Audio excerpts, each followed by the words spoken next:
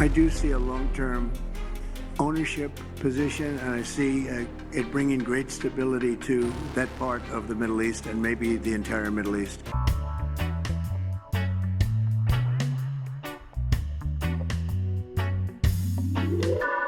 What's going on, YouTube? It's your host, Bruce G&T, back with another video. And look, I said before in previous videos, so I'm gonna keep to it. I said that I'm gonna be following, President Donald Trump and what goes on, the decisions he makes, and we're gonna pretty much go over it with a fine-tooth comb and put it under a microscope and really look at what he's doing. And I'm gonna give you my opinions about it, and then you can share in the comments what you think. So a lot of people, a lot of Democrats, a lot of liberals, whatever you want to call them, people on the left, have been going crazy about him basically saying that he wants the U.S. to take control of Gaza. So when this first dropped, I saw both when he was signing executive orders where someone brought it up what the Palestinians should do, and I saw the Netanyahu and him like briefing where they were basically talking and discussing certain ideas. So I saw both of those real time, and I was like, okay, let me take a little bit of time, let me digest it a little bit, let me come back and give you my full thoughts. And I did a little bit of research, I looked into certain things, I was like, okay, as we go through, I'm gonna let you know exactly what I feel and what I think, because I'm pretty sure I'm not the only one that's thinking this, but I'm split down the middle. And we're gonna go over why I am. Mr. President, will you continue to press for this idea that Jordan and Egypt take Palestinians from Gaza? Yeah, I would like to see Jordan. I'd like to see Egypt take some. Look, the Gaza thing has not worked. It's never worked. And I feel very differently about Gaza than a lot of people. I think they should get a good, fresh, beautiful piece of land, and we get some people to put up the money to build it and make it nice and make it habitable and enjoyable and make it a home. They don't want to leave, though. Palestinians say they don't want to leave. I don't know how they could want to stay. It's a demolition site. It's a pure demolition site.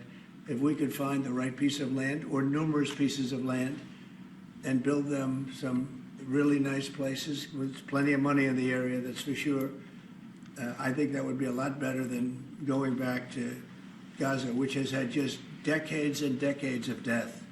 Where would those pieces of land be? Well, they could be in Jordan, and they could be in Egypt, and they could be in other places. You could have more than two, more than one, but you could have more than two, and you'd have people living in a place that could be very beautiful and safe and nice. Gaza has been a disaster for decades. Would the U.S. pay for that? I don't think the UN would pay, but I think there's plenty of people that would in the area. They have a lot of money.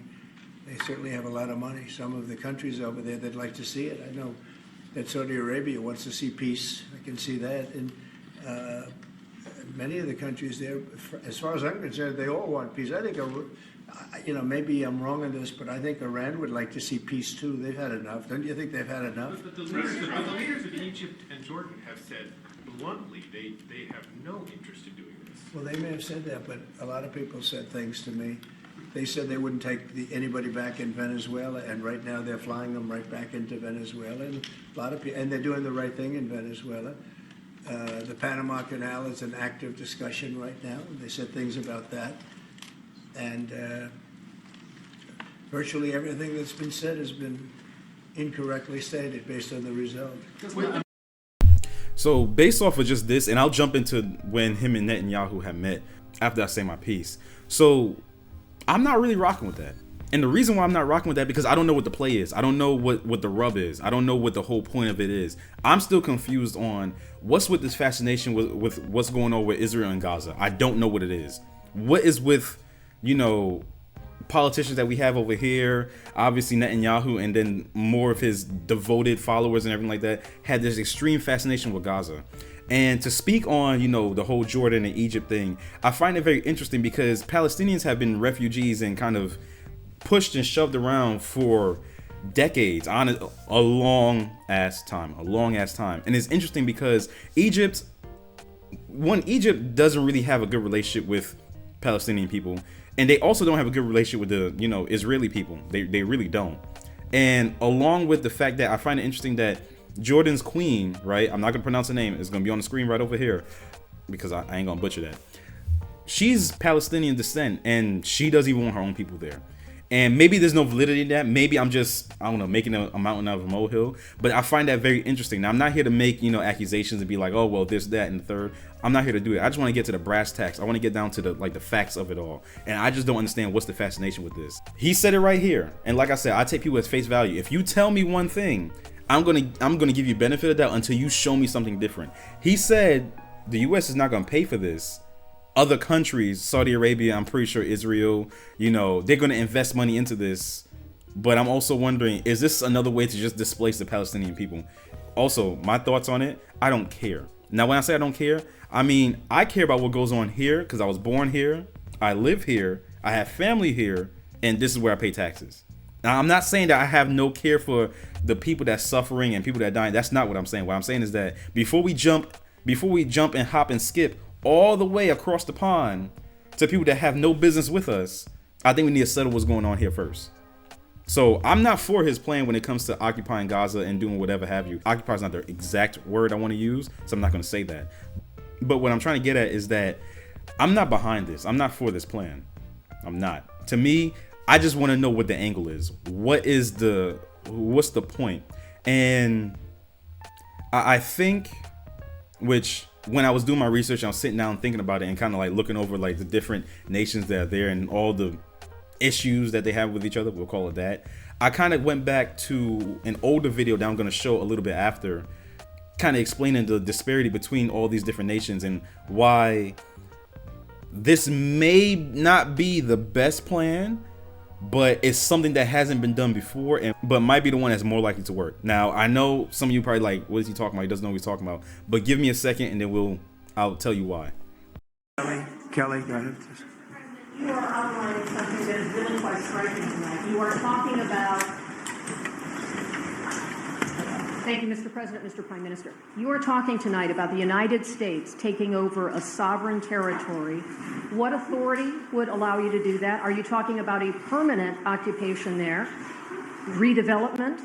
And Mr. Prime Minister, do you see this idea as a way to expand the boundaries of Israel and to have a longer peace, even though the Israeli people know how important that land is to you and your citizens, just as the space is inherited by the Palestinians as well?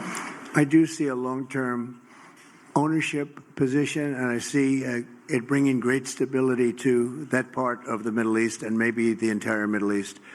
And everybody I've spoken to, this was not a decision made lightly. Everybody I've spoken to loves the idea of the United States owning that piece of land, developing and one of my criticisms is that he says that a lot. People like the idea. I want to know who these people are. Who are these phantom people? I'm objective. I truly am. I voted for him. Doesn't mean I agree with everything that he says. And there's really no candidate out there that you're going to agree with everything that they say. If you don't like that, I don't really care. You don't have to watch. I'm doing this because I want to get the information out there. That's the whole purpose. I think that's my duty as an American citizen to say, you know what? I want people to be informed. I want people to know what's going on and to wade through all the nonsense and misinformation. The reason why I think he's saying that is because there is an MSNBC host. His name is Ayman. I can't pronounce his last name, but his name is going to pop up on the screen when I show the video, right? And he pretty much talks about how moments like this of peace within the Middle East has happened, it's reoccurred on a consistent basis, but has never really done anything to change. And he pretty much speaks about something different has to happen as opposed to momentary parts of peace. Still, so much is still exactly the same. And I hate to be the outlier here, but I will say that the players may change and the dynamics may change, but the truth of the matter is the core issues are still the same. You have failed states across the region. You have authoritarian governments across the region. You still have Israel that wants peace with its neighbors. It has peace with some neighbors. Those peace treaties don't necessarily translate into like a warmth peace. They translate more into this kind of like cessation of hostilities. I think Egypt and Israel are the perfect example of that. So there is this sense that like things are changing, but at the same time, the root problems of the Middle East continue to be the same. And so if you're not going to have a paradigm shift in the region to address so many of these core issues, the failed states, the authoritarianism, the occupation of the Palestinians, the inability of countries to kind of progress economically and kind of bring about democratic change. as long as you don't have political plurality, if you don't have any of these kind of fundamental idealistic changes, the problems that Donald Trump are going to face are going to be the same that he faced, Biden faced, Obama faced, with just short-term solutions. As you saw in the video, he basically like sums up, and he's more knowledgeable about it than me. I did a little bit of research, and I pretty much saw that everything he said had validity in it, and it was truthful. It's not going to change if we keep doing the exact same thing over and over again. It hasn't changed since Obama was in office, since Biden was in office, and even before then. So this is the part where I'm torn, right? But before we even jump into that, let's hear what the rest he has to say, and then I'm gonna give you my full breakdown and my full interpretation of it, and just my thoughts and where I think we should go from there. Creating thousands of jobs with something that will be magnificent in a really magnificent area that nobody would know. Nobody can look because all they see is death and destruction and rubble and demolished buildings falling all over. It's just a terrible sight. I've studied it. I've studied this very closely over a lot of months, and I've seen it from every different angle. And it's a very, very dangerous place to be, and it's only going to get worse. And I think this is an idea that's gotten tremendous, and I'm talking about from the highest level of leadership, gotten tremendous praise. And if the United States can help to bring stability and peace in the Middle East, we'll do that. Bibi? I mentioned again tonight our 3 goals. And the third goal is to make sure that Gaza never poses a threat to Israel again. President Trump is taking it to a much higher level. He sees a different future for that piece of land that has been the focus of so much terrorism, so many attacks against us, so many trials and so many tribulations. He has a different idea. Yeah, I'm just gonna stop him right there, because honestly, I don't trust him. I don't. I mean, his own people don't really trust him. His approval ratings within his own country, within Israel, was exceedingly low. And it was only until October, when Hamas had launched an attack and then taken hostages, that's when the people kind of were like, okay, you know what? We need his firm hand, which is one of war. Which, look, I'm not going to sit here and be like, oh, war is terrible. Sometimes it's needed, sometimes it's not. In this case, I see it as both sides want to annihilate the other one. No one here is just innocent, purely innocent. Yes, someone may have taken action first, another person may have responded, but at the end of the day, I see both sides, his side and the Palestinian side, for the most part Hamas. They both want to wipe each other out. That's one thing I see.